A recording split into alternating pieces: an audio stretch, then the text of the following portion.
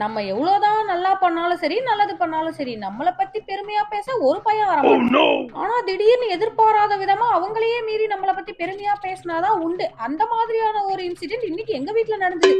என் கணவர் 2 வாரங்களா எனக்கு fried rice வேணும், அதுவும் சிக்கன் ஃப்ரைட் ரைஸ் வேணும்னு கேட்டுக்கிட்டே இருந்தாரா, எனக்கு சாப்பிடணும்னு டெம்ப்டே ஆவல, செய்யவே மாட்டேன்னு சொல்லி 2 வாரம் இழுத்தடிச்சு எப்படியோ இன்னைக்கு ஒரு வழியா போனா போதுன்னு செய்ய வந்துட்டேன். இப்போ இந்த ஃப்ரைட் ரைஸ்க்கும் நான் ஃபர்ஸ்ட் பேசின கண்டென்ட்டுக்கும் சம்பந்தமே இல்லாத மாதிரி இருக்கா?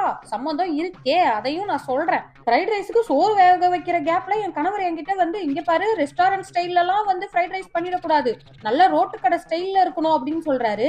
அட இன்னுமாங்க புரியல, நான் ஃப்ரைட் ரைஸ் பண்ணாலே ரெஸ்டாரண்ட் ஸ்டைல்ல தான் பண்ணுவேன் அப்படின்னு என்ன பெருமையா பேசுறாரு. ஆனா என்ன ஒரு விஷயம்னா, இப்படி மீன் பண்ணி தான் சொன்னேன்ற விஷயம் என் கணவருக்கே தெரியாதுன்னா பாத்துக்குங்களேன். ஆனா ஒண்ணுங்க, என்னையும் நம்பி ரோட்டு கடை ஸ்டைல்ல ஃப்ரைட் ரைஸ் பண்ணுவேன்னு என்கிட்ட இந்த பொறுப்பை ஒப்படைச்ச என் கணவரோட மனதைரியத்தை பாராட்டியே ஆகணும் இல்லையா?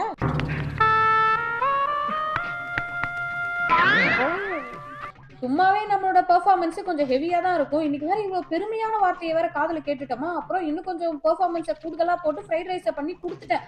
அப்புறம் நான் மட்டும் என்ன தக்காளி தொக்கா, எனக்கு ஃப்ரைட் ரைஸ் தான் சாப்பிட பிடிக்கலையேன்னு சொல்லிட்டு எனக்கு ஒரு பிரான் தொக்கை பண்ணி நல்லா சூப்பரா சுட சுட வந்து ரைஸை வச்சு அதுல பிரான் தொக்கை போட்டு செமையான ஒரு லஞ்சை முடிச்சாச்சு.